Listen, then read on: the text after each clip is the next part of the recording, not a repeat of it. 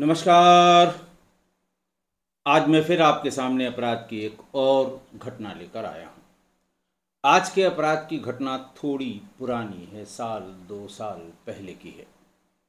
प्रदेश आज का है मध्य प्रदेश और ज़िला है रीवा। उत्तर प्रदेश से सटा हुआ ज़िला प्रयागराज से रीवा ज़िले की बात है।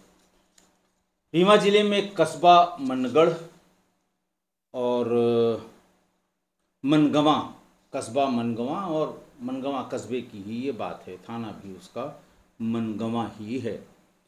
हुआ कुछ यूं कि 6 जनवरी 2023 को सुबह करीब 6 बजे के आसपास अपने घर में रह रही एक महिला प्रिया गुप्ता, जिसकी उम्र कोई 25 साल रही होगी, उसने घर में हल्ला करना शुरू किया कि उसके 2.5 महीने के बच्चे, जिसका नाम लक्ष्य उर्फ धैर्य था, वो उसके शरीर में हरकत नहीं हो रही है।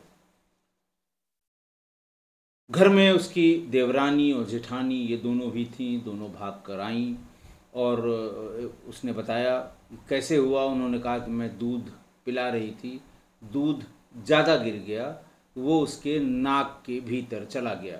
मैंने उसको उलटने की कोशिश की, लेकिन थोड़ी देर में मेरे देखते देखते ही बच्चा एकदम ठंडा हो गया। खैर, महिलाओं ने फिर पूरा मोहल्ला इकट्ठा हुआ। उसकी बच्चे की सांस और नाड़ी, छोटा सा बच्चा 2.5 महीने का, कितना बड़ा होगा, और तुरंत ये समझ में आ गया कि ये अब इस दुनिया में नहीं है। उसके पिता प्रकाश गुप्ता, उनकी भी उम्र ज़्यादा नहीं, 27-28 साल थी। वो उत्तराखंड में एक मोटर कंपनी में नौकरी करते थे। उनको मोबाइल से खबर कर दी गई।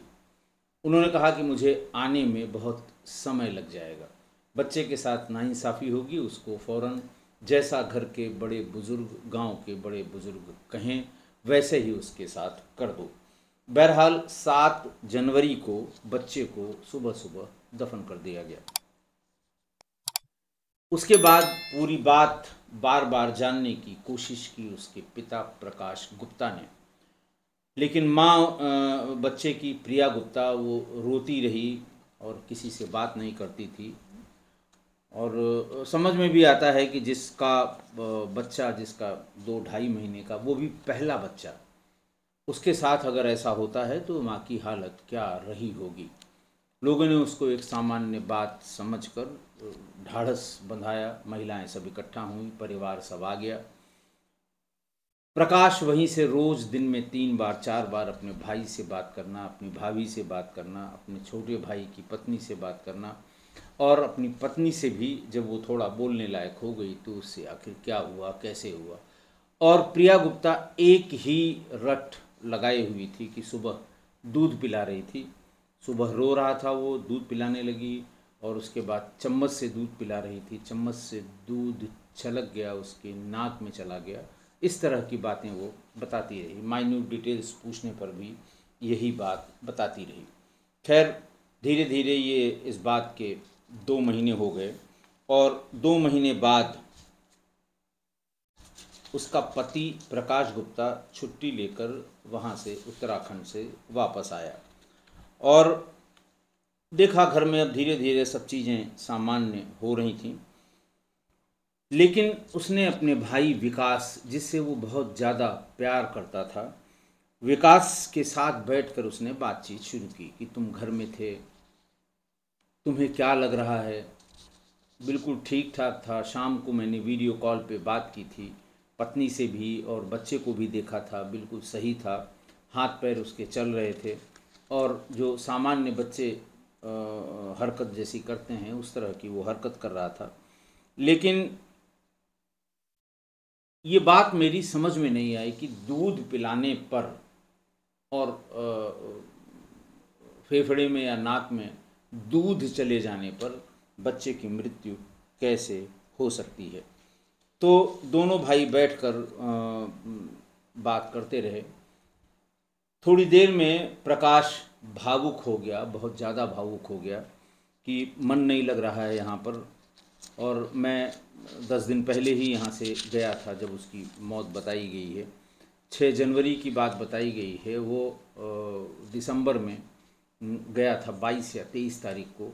बच्चे की पैदाइश के सारे फंक्शन करने के बाद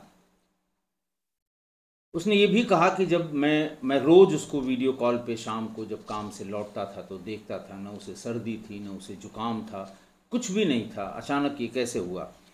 और जब भी थोड़ी बहुत तबीयत उस समय मेरे रहते हुए उसकी ख़राब होती थी तो मैं सबसे महंगे हॉस्पिटल ले जाकर उसका महंगा से महंगा इलाज करता था। लेकिन आखिरकार ऐसा क्या हुआ कि बच्चा अब वो हमारा इस दुनिया में नहीं है। खैर, जब वो रुआंसा हो गया, रोने लगा, तो विकास ने कहा कि भैया अब हमारी भी कुछ बातें सुन लीजिए। मैं बहुत नज़दीक से इस घटना को मैंने देखा है।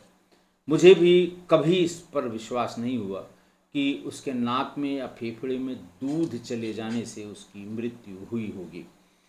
तो खैर, उसने कहा कि तुमको, बोले मुझे जो महसूस हुआ मैं चाहता हूँ मैं आपको बता दूँ। उसने कहा ठीक है। 5 बातें विकास ने अपने भाई प्रकाश को बताईं और ये कहा कि भैया ये किसी भी तरह से हादसा नहीं हो सकता, मुझे ये साफ साफ हत्या लग रहा है और किसी ने नहीं, भाभी प्रिया ने ही इसकी हत्या की है। खैर, उसकी इस बात पर प्रकाश को विश्वास नहीं हुआ, लेकिन उसकी बताए हुए 5 बिंदु उसने अच्छी तरह से सुने।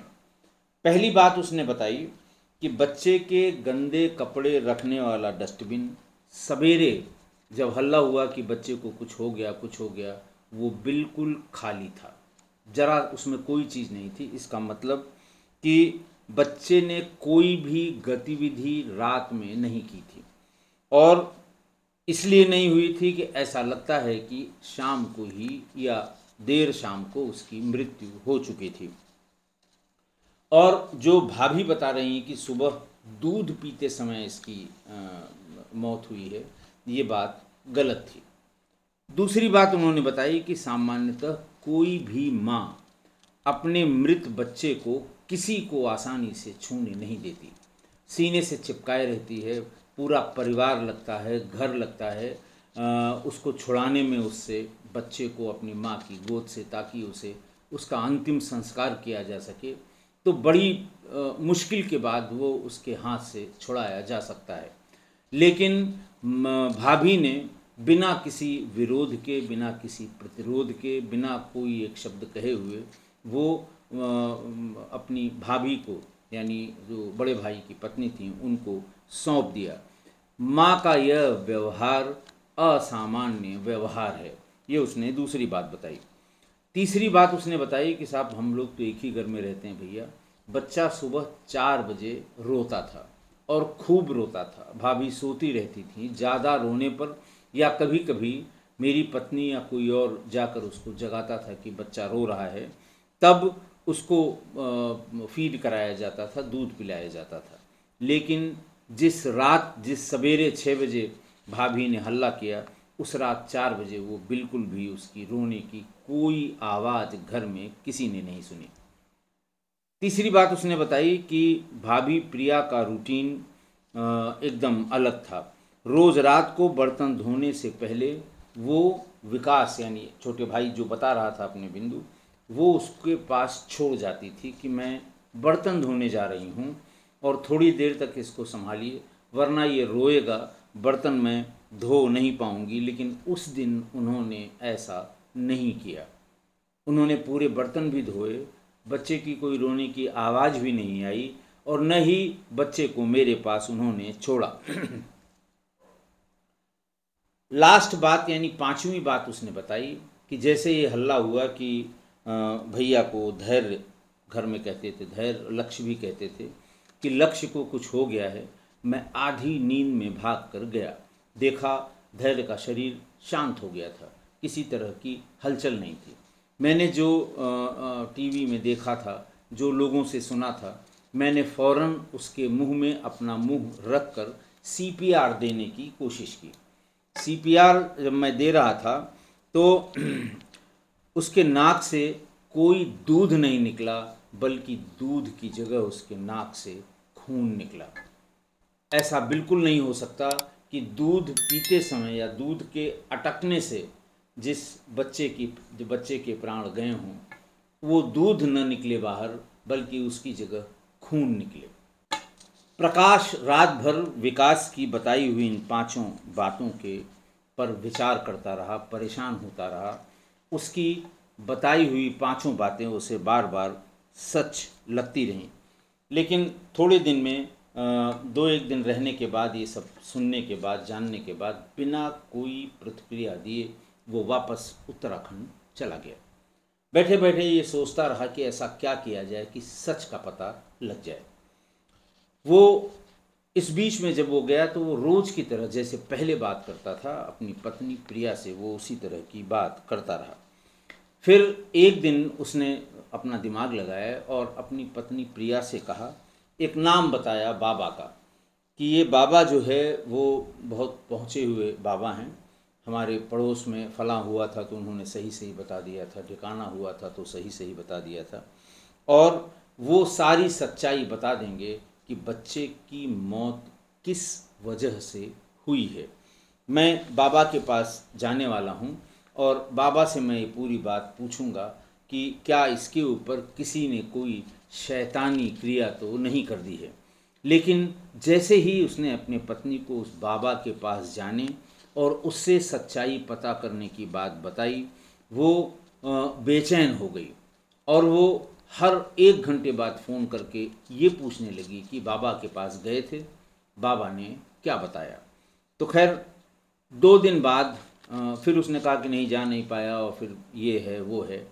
2 दिन बाद उसने अपने फ़ोन की कॉल रिकॉर्डिंग शुरू करके, जब पत्नी ने एकदम परेशान कर दिया कि बाबा ने क्या बताया क्या बताया, समझ तो प्रकाश भी रहा था, बच्चे का पिता और प्रिया का पति, कि क्यों इतना बेचैन है, क्यों इतना परेशान है। तो उसने कहा, और फ़ोन की रिकॉर्डिंग शुरू करके अपनी पत्नी प्रिया से कहा कि देखो प्रिया, बाबा ने सब बता दिया है। और पूछा उसने क्या बता दिया है। उन्होंने कहा आप जाने दो, तुमको दुख होगा ये जान के कि मुझे सारी बातें बाबा ने सच सच बता दी हैं। इतना सुनते ही प्रिया घबरा गई और उसने कहा कि देखो, मैं भी तुम्हें सही बताती हूँ कि मैंने गुस्से में आकर बच्चे का गला दबाकर उसकी हत्या कर दी थी। उसने ये भी कहा कि उसे अपनी किए पर कोई पछतावा नहीं है, और साथ ही साथ धमकी भी दी कि अगर किसी को बताया तो इसका परिणाम बहुत बुरा होगा। पूछा उसने, प्रकाश ने, कि क्या बुरा होगा। उसने कहा, मैं एक चिट्ठी लिख कर जाऊंगी कि तुम्हारी वजह से आत्महत्या कर रही हूँ, फिर तुम्हारी और तुम्हारे परिवार की जिंदगी नरक हो जाएगी। फिर ये सारी बात वो करता रहा और वो सारे एडमिशन्स इस डर से, बाबा की भी बात धीरे धीरे वो बताता रहा कि अच्छा बाबा ये बता रहे थे, बाबा ये बता रहे थे, लेकिन अपने गेस वर्क से, क्योंकि न ऐसा कोई बाबा था, न वो कहीं बाबा के पास गया था। फिर जब सारी बात उसको समझ में आ गई कि उसकी पत्नी ने ही उसके बच्चे की हत्या की है, तो उसने वो पूरी रिकॉर्डिंग विकास को भेज दी और उसने ये कहा कि इसे खूब अच्छी तरह से सुन लो और फिर थाने में टीआई को ये रिकॉर्डिंग दे आओ और उससे कहो कि अब इसमें मुकदमा कायम करके कार्रवाई करें। विकास ने उसे पहले 3 दिन 24 घंटे बार बार रिपीट करके उसे सुना। उसे एक एक शब्द याद हो गए।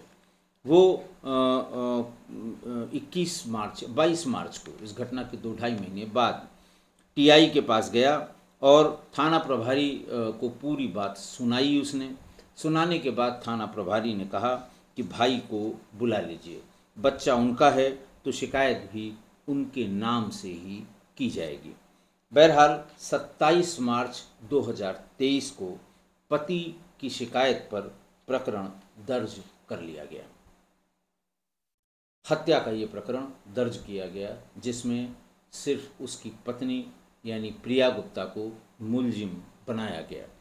जैसे ही एफआईआर हुई वैसे तुरंत अगले दिन एक मजिस्ट्रेट और जो तहसीलदार थे उनको बुलाया गया और पुलिस फोर्स की मौजूदगी में जहाँ पर वो दफनाया गया था वहाँ से उसकी लाश निकाली गई। ये भी दर्ज होने के 3 महीने बाद और घटना के 2.5 महीने बाद। पुलिस ने अपराध दर्ज कर लिया, लेकिन कोई कार्रवाई उसके बाद नहीं हुई। न उसकी गिरफ्तारी हुई, न उससे पूछताछ हुई, और धीरे धीरे घटना के 1 साल से ज़्यादा हो गए। धीरे धीरे पति की यानी प्रकाश की, उसके भाई यानी विकास की और घर वालों की उम्मीदें टूटने लगीं कि अब लगता है कोई कार्रवाई नहीं होगी और हमारी जांच पड़ताल ये धरी की धरी रह जाएगी। फिर प्रकाश ने बताया कि हम लोग बहुत हताश हो गए, निराश हो गए। फिर दोनों भाइयों ने बैठ के डिसाइड किया कि अब हमें वरिष्ठ अधिकारियों के पास जाना होगा ताकि कोई कार्रवाई हो, क्योंकि अब तक उसकी पत्नी को पता लग गया था कि मेरे पति और मेरे देवर को मेरे ऊपर शक हो गया है। बहरहाल जब एफआईआर लिखाई गई तो उसमें उन दोनों की बातचीत का पूरा ट्रांसक्रिप्ट बनाकर भी एफआईआर के साथ संलग्न किया गया। एक कॉपी पेन ड्राइव में दी गई और ट्रांसक्रिप्ट भी बना के उसके भाई ने एफआईआर के साथ संलग्न की। जो बातचीत हुई थी वो आप भी सुनेंगे, आपको ताज्जुब होगा। पति कह रहा है कि बाबा से पूछा तो उसने सब कुछ बता दिया। उसने बताया कि कितने बजे ये सब कांड हुआ। पत्नी बोली, बाबा ने क्या बताया, मुझे भी बताओ। पति ने कहा कि बाबा ने बताया कि तुमसे जब कसम खाने को कहा उसके बाद ही तुमने मुंह दबा दिया। टाइम कुछ नहीं बताया उसने, सिर्फ इतना कहा कि जब तुमसे मैंने कसम खाने को कहा कि क्या हुआ है उसको, तुमने फ़ौरन उसका मुंह दबा दिया। पत्नी बोली कि मेरी उसे मारने की नीयत नहीं थी, धोखे से हुआ, मैंने मुंह दबाया और वो मर गया। अब था ही वो कितना बड़ा, जानबूझकर मैंने नहीं किया, धोखे से हाथ रखा और उसकी जान चली गई। पति कहता है कि मुंह दबा दिया है ना। पत्नी, अब किसको बताओगे, सही बताओ, तुम क्यों बार बार पूछ रहे हो, क्यों बार बार घुट रहे हो।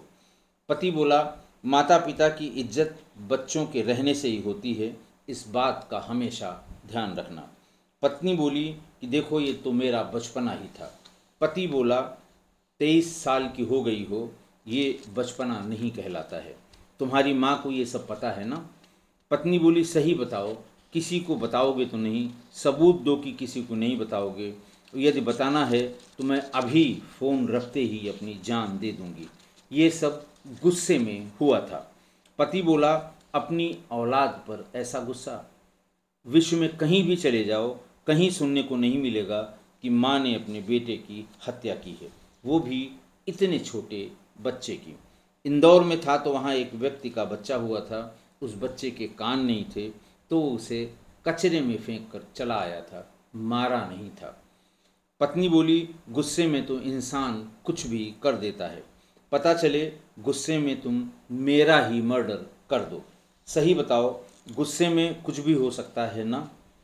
तुमसे ही मेरी इज्जत है और तुम नहीं चाहोगे तो कुछ नहीं होगा। पति, इंसान से ही गलती होती है, मैं किसी को नहीं बताऊंगा, बस ये जानना चाहता हूँ कि आखिर बेटे की मौत कैसे हुई, तुम्हारी माँ को सब पता है कि नहीं। पत्नी बोली, हाँ, माँ को सब बता दिया था, जब मारा था उसके तुरंत बाद ही अपनी माँ को सब बता दिया था। पति, अब मेरा भ्रम दूर हो गया है, रोज़ तड़पता था कि बेटे की मौत कैसे हुई। पत्नी ने कहा, तुम पर कैसे भरोसा करूं कि तुम किसी को नहीं बताओगे। गुस्सा बहुत थी, तुम बात कर लेते उस समय तो शायद मेरा गुस्सा कम हो जाता। पति, 2 बार कॉल किया, तुमने कसम देकर फ़ोन काट दिया। पत्नी बोली कि गुस्से में मैं अंधी हो गई थी, गलती इंसान से होती है, तुमसे भी कहीं न कहीं गलती हुई होगी। कहते हैं कि क्रोध में उसने फांसी लगा ली, बहुतों के लिए ये कहा जाता है, आग लगा ली, क्रोध में उसने अपना नुकसान कर लिया। तो गुस्से में कुछ भी हो सकता है। फिर पति ने पूछा कि किस वजह से मार डाला। पत्नी बोली, कोई वजह नहीं थी, गुनहगार मैं हूँ। पति बोला, क्या वजह रही होगी, ये तो बताओ। पत्नी बोली कि लल्ला मुझे पसंद नहीं था, यानी बेटा मुझे पसंद नहीं था। अब अब खुश हूँ, गुनहगार मैं हूँ, सबको बता दो। पति बोला, पहले क्यों नहीं मारा जब पेट में था, गोली खा लेती।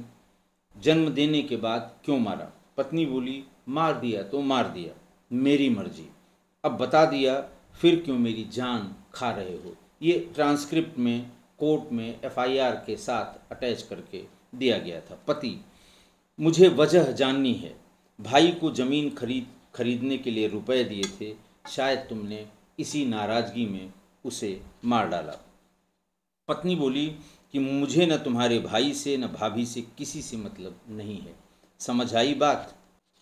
पति बोला कि मतलब तो रखना पड़ेगा, तुम्हें यह सब करने के लिए किसने सिखाया, मुझे नहीं पता।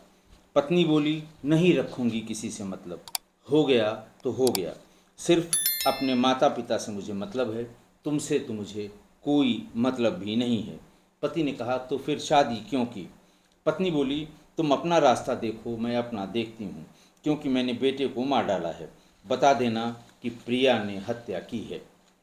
पति बोला कि एक न एक दिन तो बताना ही पड़ता, कितने दिन छिपाते, मारने के पीछे की वजह बस बता नहीं रही हो तुम, मुझे वो भी बता दो, मुझे सुकून हो जाएगा। पत्नी बोली, अब बता तो दिया कि मार डाला, अब बताने को क्या बचा है, गुनहगार हो गई, अब जो सोचना है सोचते रहो।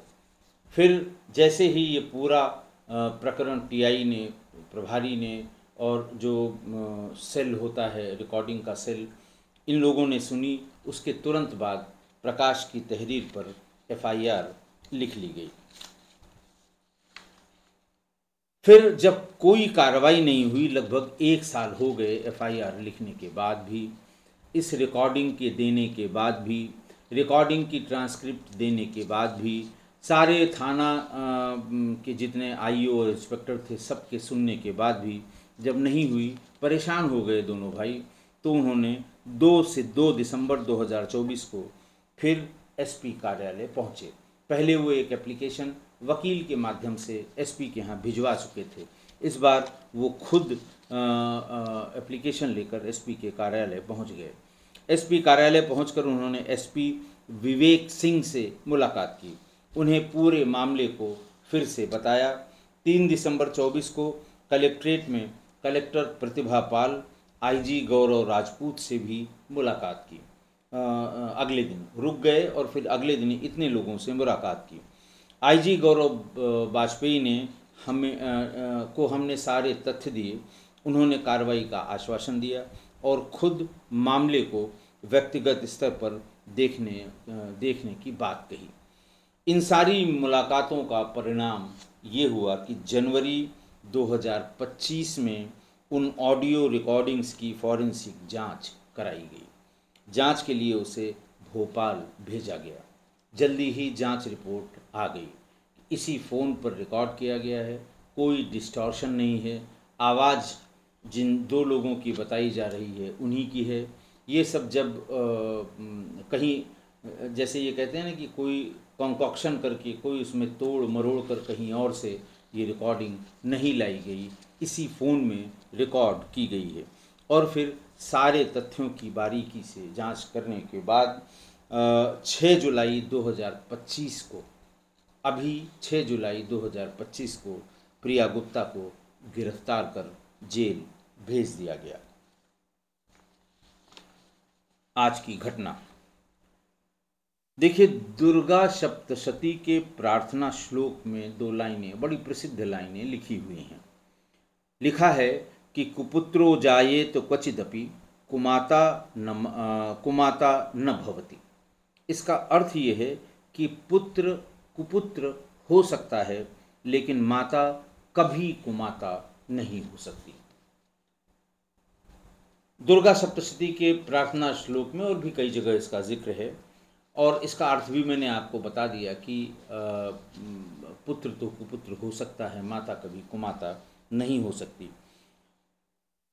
ये उसके जो प्रार्थना स्तुति है उसमें ये लिखा हुआ है और उसमें माता से प्रार्थना की गई है कि आप सबका भला कर सकती हैं। दूसरे परिप्रेक्ष्य में अगर देखें तो माँ दुर्गा से ये प्रार्थना है कि आप सबका भला ही करती हैं, कभी किसी का बुरा नहीं कर सकती।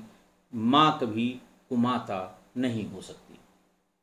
माँ दुर्गा आप सबका भला करती हैं, सबका भला ही करेंगी, आप बुरा कर ही नहीं सकती, क्योंकि माँ कुमाता, माता कभी कुमाता नहीं हो सकती। कुपुत्रो जायेत का यहाँ जो अर्थ है, जो शुरुआत में ही लिखा हुआ है कि पुत्र कुपुत्र हो सकता है। यहाँ पुत्र को जिसको वो कहते हैं कि सांकेतिक रूप में पुरुष के लिए कहा गया है, पुरुषों के समान भी कहा गया है कि चाहे वो पुत्र हो, चाहे पति हो, चाहे पिता हो या भाई हो, ये इनसे गलतियां हो सकती हैं, ये गलती कर सकते हैं, पर जगत जननी माँ, यानी जो जन्म देती है, माँ है, महिला है, कोई भी हो, किसी रिश्ते की कुछ जो माँ, जो जगन जननी है, जिसने इस पूरे पृथ्वी पर जन्म देने का काम किया है, किसी को भी, आप पशुओं में, पक्षियों में, पुरुषों में, वो कभी भी जन्म देने वाला कोई भी, चाहे मतलब उसमें महिला भी शामिल है, कोई भी माँ कुमाता नहीं हो सकती। यही इस श्लोक का अर्थ भी है, इस लाइन का अर्थ भी है।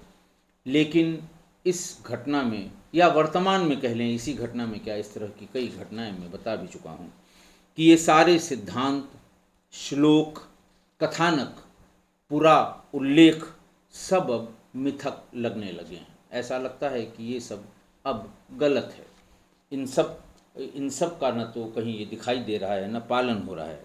ये मोबाइल, ये टीवी, ये फिल्में, ये इंटरनेट ने ये सारे पुरातन सामाजिक नियम, पुराने कथानक, पुराने जो पूरा उल्लेख हैं, इन सब पर पानी फेर कर एक नई इबारत लिख दी। वो इबारत है अहम ब्रह्मास्मि, यानी मैं ही हूँ, मैं ही ब्रह्मा हूँ, मैं जो चाहूँगा वो करूँगा, जो मैं करूँगा वही सत्य होगा, वही सही होगा, ये करूँगा या करूँगी वही सही होगा।